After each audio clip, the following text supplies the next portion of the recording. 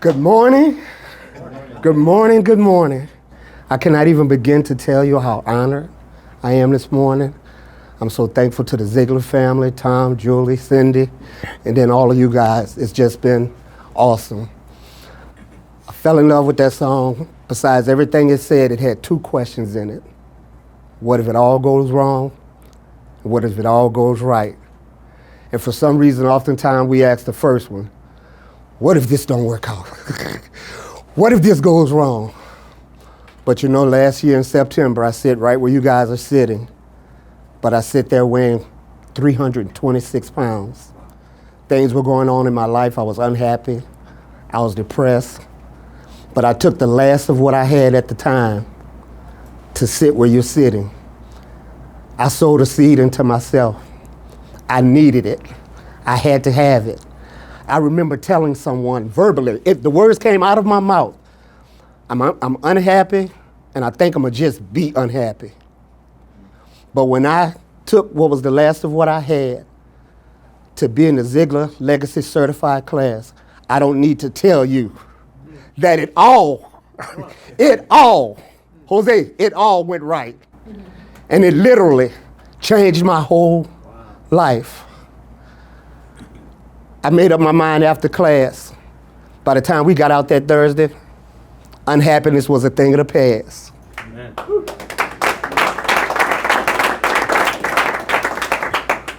When I say change my life, I mean completely change my life. I left here a changed person, knowing I no longer wanted to weigh 326 pounds, but I guess to really tell a story, I want to back up a little bit because that wasn't the first time that I tried to lose weight.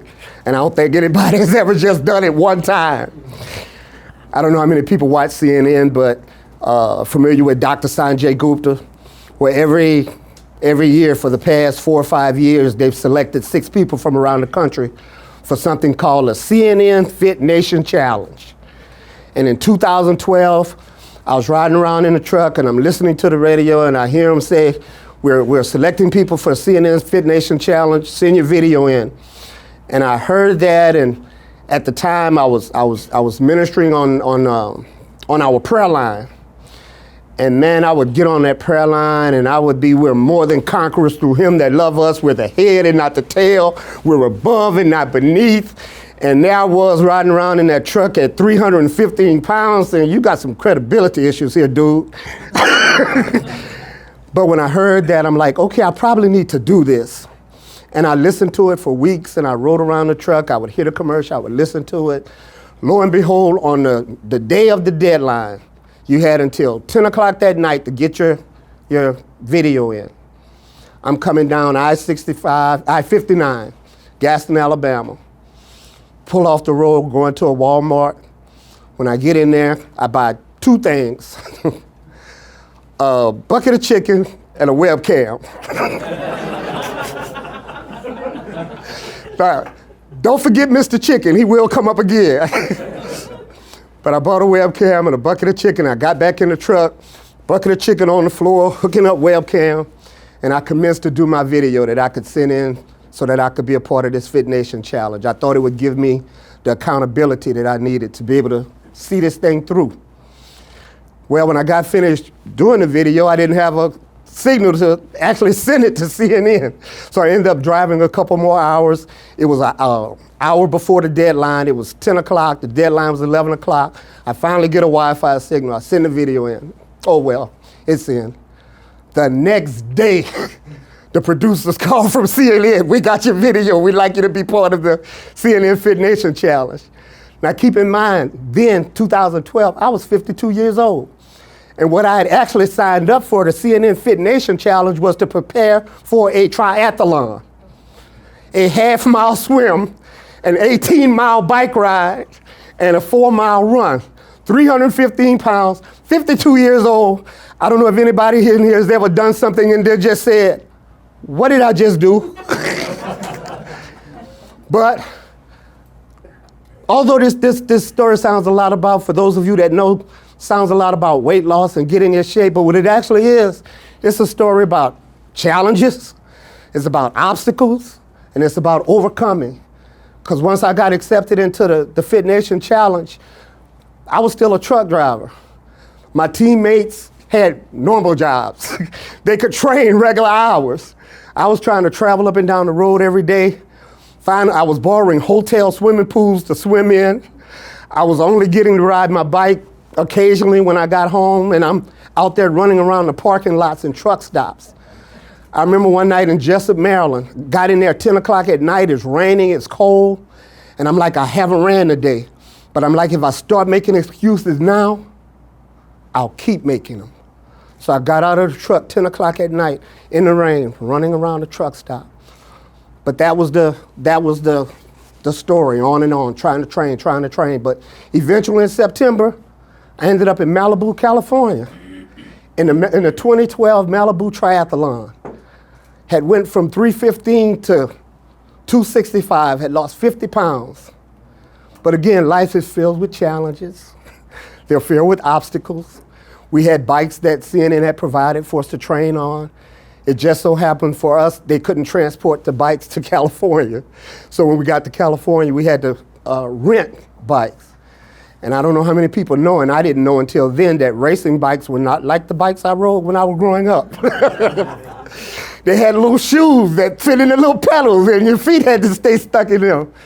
Well, it just so happens that on my ride, I wasn't familiar with the bike. The chain came off 5 different times. And 5 different times I got up close and personal with the pavement because I couldn't get my feet out fast enough. But that was all right. Still made it back into the transitioning station. Got there scratched up, got there bruised up, got there bleeding, but got there. But there was still a 4-mile run left, so the race wasn't near about over. But I'm thankful to God because things worked out, and at 3 hours and 41 minutes later, here came Glenn Keller running across the finish line. But something interesting happened after that. And I best tell that story by sharing one of Mr. Ziegler's stories. Somebody here may have already heard about John Jones. Showed up at the airport a little early, saw a magazine stand, old-timey scale. Said, okay, walked up, put some money in, got on. Little fortune came out. Your name is John Jones. You weigh 188 pounds, and you're catching the 2:30 to Boston. Wow, it's amazing. This can't be real. So he had some more change, what the heck? Got on again, put more money in, fortune came out. Your name is still John Jones. You still weigh 188 pounds, and you're still catching a 2:30 to Boston. Well, now he's blown away. Somebody's got to be looking. Somebody's watching this. Goes into the bathroom, changes clothes, comes back out. He's looking different. Jumps back on again, throws some more money in. Fortune comes out again, bam. Your name is still John Jones. You still weigh 188 pounds, but you just missed your flight to Boston. He got distracted. I got distracted. I lost 50 pounds and gained 60. I got caught up in the moment. Hey, my friends were seeing me on CNN. I was on the cover of a couple magazines. I lost track of what I was doing and what I was doing it for, and ended up gaining all the weight back. And then I ended up here after going through everything that I went through. Personal self-image suffered. There were people who knew me when I lost the 50 pounds that I literally hid from, did not want them to see me. We had a function. My secretary took some pictures there, and before I knew what she was doing with them, she put them on Facebook. And I called her like, who told you to put those pictures on Facebook? I had sunk that low. Didn't want anybody that knew me then, I didn't want them to see me now. But I got here, and it changed my whole life. When I walked out of class that day, I walked out and changed my complete diet. I had never read a label. Who cares about a label? I care about what's in the bag, not what's on the bag. But I started reading labels, and I started eating portions. And from September to January, I went from 326 to 300. And we had a class in January. My dear friend, Tom Ziegler, at the end of that class told me, I don't even know how we got on the subject, but he told me about the documentary Fat, Sick, and Nearly Dead. And this wasn't the first time I heard that. The guy that works on my computers, I went into his shop one day, something was going on my laptop. He's drinking some funny looking green stuff in a cup, talking about some guy named Joe Cross, and had I seen Fat, Sick, and Nearly Dead, he burned me a DVD and I threw it in the armrest of my car, and I think it may still be in there. But when Tom mentioned it, something took root that day. Never forget, it was Thursday. I went home and pulled it up on the internet and watched Fat, Sick, and Nearly Dead. And that was the second stage of a life-changing moment. I'm like, I've got to do this. And I made a decision that night that I would go on a juice fast for 60 days. It was, the next day was Friday. That Saturday I was going to Baton Rouge to visit one of the most important people, if not the most important person in the world to me, my mom. And that Friday, I will never forget, I said you would hear his name again. I was getting ready to leave to go to Baton Rouge. On my way to the truck, only thing I had to do was go get in the truck. But something stood between me and the truck. You know him as Popeye's Fried Chicken. I went in there and I didn't get a 2-piece, I didn't get a 3-piece. I needed 11-piece if I was not going to eat anything for the next 60 days. And look, you got to understand the relationship between me and a chicken. That chicken died that I might live.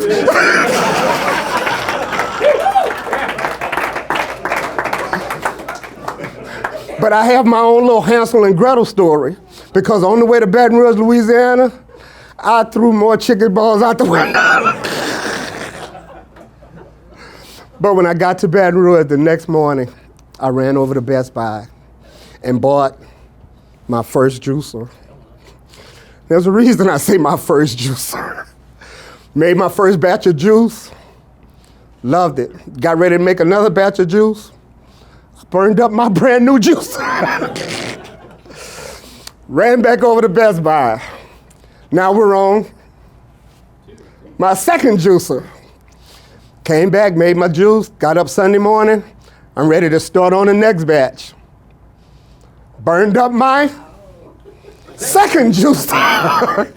Well, by then I had an appointment in Florida and it was too late to bring it back, so I had to take what juice I had and go with it.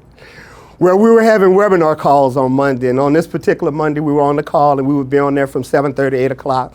I was in Florida, so it was 8:30, 9 o'clock. And I'm wanting to participate in the call, but I found a Best Buy open in Melbourne, Florida. And it was 5 minutes before closing, and I was trying to get me another juicer. And I got there and I got another juicer, and things went on, and man, I went up and down the road. There was nowhere I went where I wasn't talking about juicing and how it made me feel. And I stopped at a truck stop because I found out my juicer would not work on the current that I had in the truck. I was wondering why I was having problems. Call, that's not gonna work in your truck. So I had to go in the truck stop. And so by going to the truck stop, people saw what I was doing, and I didn't mind talking about juicing. It was only 30 minutes later, I had the cashier drinking juice, I had the mechanics drinking juice. We were just having a juice party at the TA truck stop in Brunswick, Georgia. But it was an awesome experience, and this went on and on and on. And you know, and when I talk about, you know, I talked a little bit about challenges and obstacles and overcoming, you know, not just the ones with the CNN Fit Nation Challenge. You know, I was still a truck driver every day, doing truck driver stuff every day, and trying to juice and backing up trailers and dropping trailers and hooking up trailers and loading and unloading the whole 60 days. But by the grace of God and a desire and a will to not give up, to not give in, because it was still in my mind that what if it all goes right, this will change your whole life. In the middle of those 60 days, my mom, I talked about a minute ago, she's 86 years old right now, and she's going through some of the stuff that I guess if I live to be 86, I'll go through. She needs a little more help today than what she needed yesterday. And in the process of juicing and all that, Mom had to be moved from where she was to a senior apartment, and nobody else showed up but me. And so over the course of the 60 days, there was 1,000 reasons to say, I need to end this juice stuff. I need some energy. I need to get me something to eat. But I heard somebody say the race is not given to the swift, nor is it given to the strong, but he that endureth until the end. And my mind was made up and my heart was fixed that I was going to see this thing through. I was tired of being overweight. I was tired of being obese. I was tired of running the risk of all the illnesses and things that are associated with being obese. So I'm like, I'm going to see this. I have to see this through. And I'll over the course of the 60 days, I have never seen so many signs that said 2 quarter pounders for $3.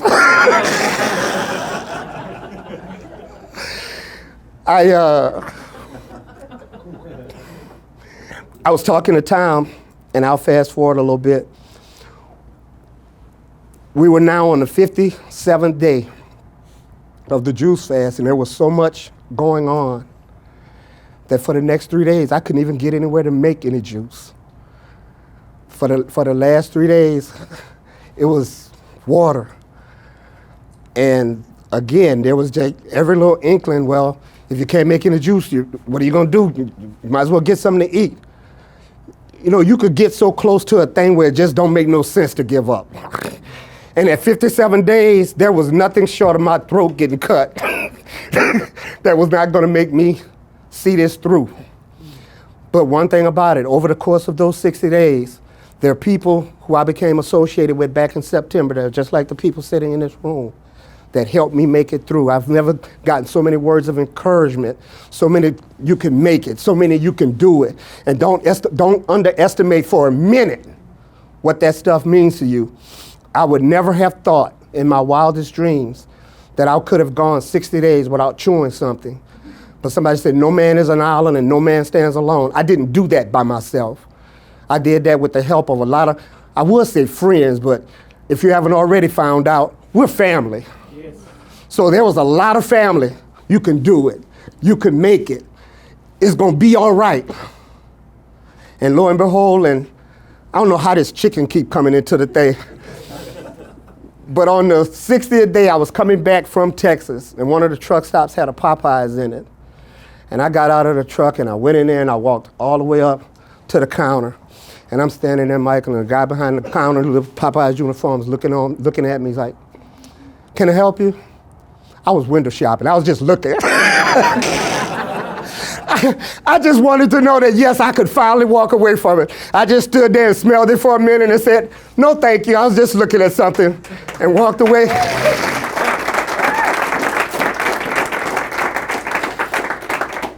And I walked away and I got back in my truck. You know, we did a very interesting little exercise a little while ago about a little bit more. And so I didn't end the juice fast on the 60th day. It wasn't until the 61st day, because I wanted to do a little bit more. I wanted to cement it. I wanted to put it in concrete. But see, that's why, although I sit here last September at 326 pounds, Tom got a text from me one night. It had to be 9:30, 10 o'clock, when I finally got to a scale. And I got into my mom's house and I got on the scale. It was the end of the 61st day, like 9, 10 o'clock at night. I still hadn't eaten yet. And I got on the scale and I looked down at it and it said 228 pounds.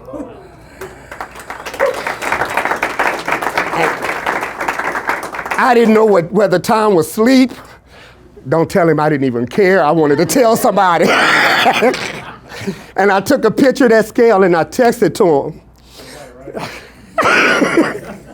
And I don't want nobody to jump me because I went from 326 to 228, which is 98 pounds, so don't nobody jump me for running around saying I lost 100 pounds. But I did, and I'm eternally grateful for what it did. And Tom, if you have that I'm gonna go out on a limb and say that I believe everybody, and I do mean everybody in this room, is here because you want to make a difference. Would I be correct? In our efforts to make a difference, if you're anything like me at all, sometimes we wonder, am I really making a difference? Am I mattering? Do I matter to somebody? Has this really worked? Well, like I said, I sit there knowing that if this all worked out, what if it all works out, that it would change my whole life? On the 62nd day, I was going through my Facebook page, and this message was in my inbox. It said, "Good morning. I know that you don't know me. I just wanted to send you a message because, believe it or not, you changed my life without knowing." I saw the video of you juicing fruits and veggies this past Sunday. From there, I started researching about it, and I watched the movie Fat, Sick, and Nearly Dead 1 and 2. I ordered my juicer, and I went to the store Monday morning and started. Facebook is full of nonsense, but I can honestly say that I saw something that was useful to me and beneficial to my life. Losing 12.6 pounds in 5 days. I just want to say thank you. Kenethia.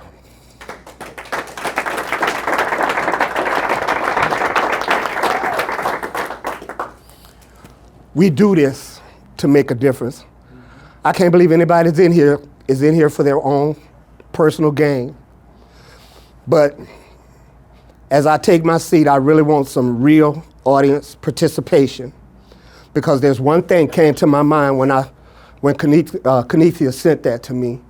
And I realized there's a whole lot of Kenethias out there waiting for 115 people to come to them with a message of hope and inspiration and motivation to change their lives. But one thing came to my mind, and I really, really need everybody's help, and I need it in a big way. Because when I saw this, one thing came to mind. I think it was one of Mr. Ziegler's, to me, one of his foundational sayings, and I'm going to start it off, and I need everybody in here to help me finish it. You could have everything in life you want. You just help enough other people get what they want. Thank you, everybody, for listening to my story.